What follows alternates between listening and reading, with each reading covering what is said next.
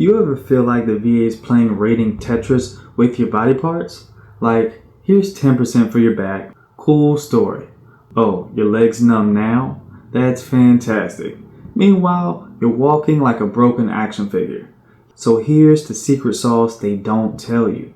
Secondary conditions are how you win the long game.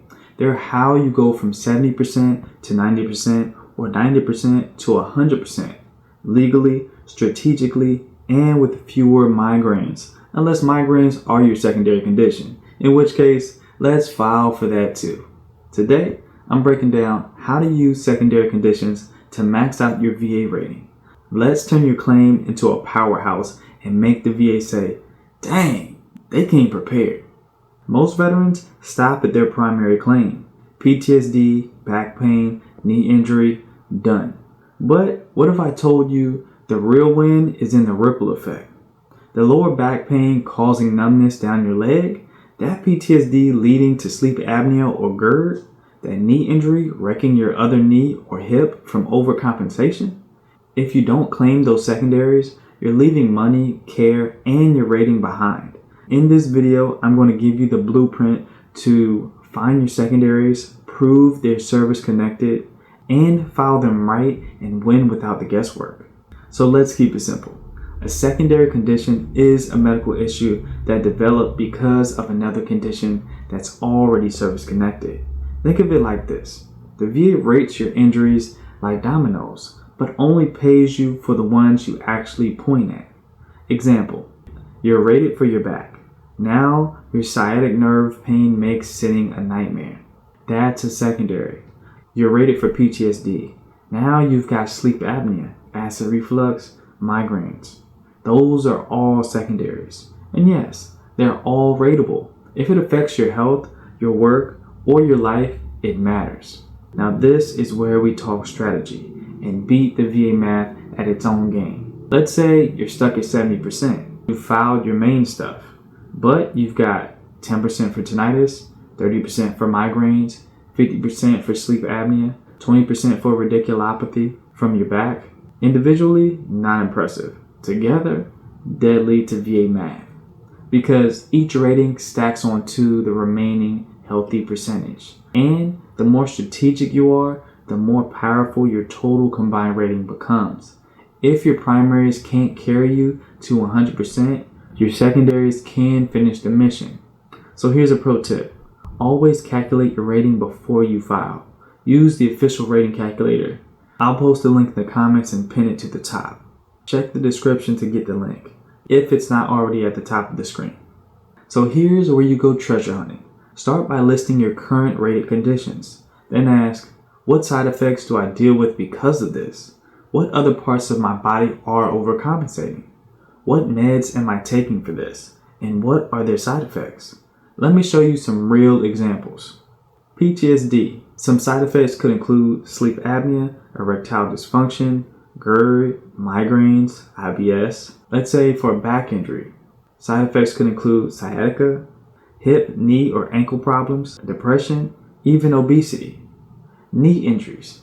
Let's say opposite knee pain, hip problems, back strain. What about tinnitus?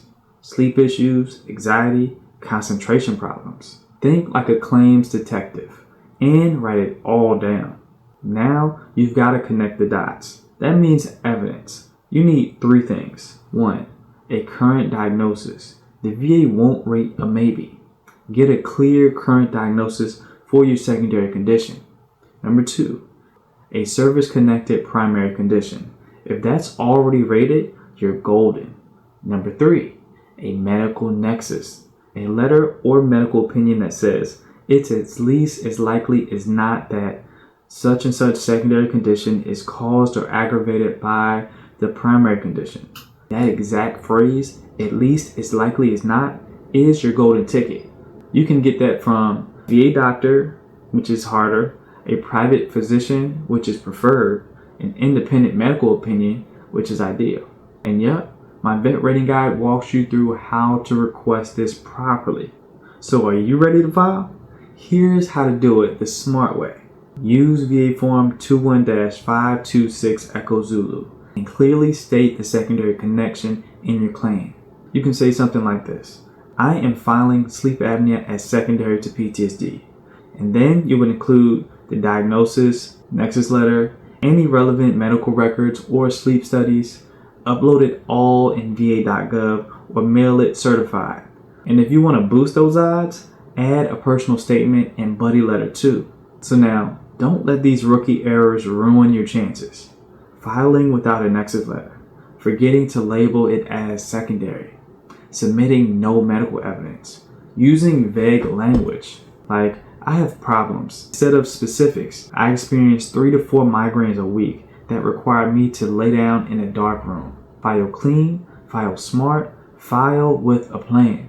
Alright, so now let's be real. How many of you found out about secondary conditions years after your original claim? Drop it in the comments. What's the secondary condition you wish you filed sooner? Or what's a weird one the VA finally accepted? Because trust me, your stories help the next veteran win faster. So now you know how to use secondary conditions to max out your VA rating, legally, strategically, and with paperwork that actually works. Want to make this easier? Go to simplevetbenefits.com and get my vet rating guide. You'll get a checklist of common secondaries, a full breakdown of the claims process, my proven claims strategies, and direct access to book a one-on-one call. And if you're gonna fight the VA's paperwork war, at least do it in comfort. Check out the chest pack I use every day. It fits your phone, keys, and probably your growing stack of medical records. Now hit this next video for 4 easy steps to boost your disability rating. It builds on everything we just covered, and it's your next mission.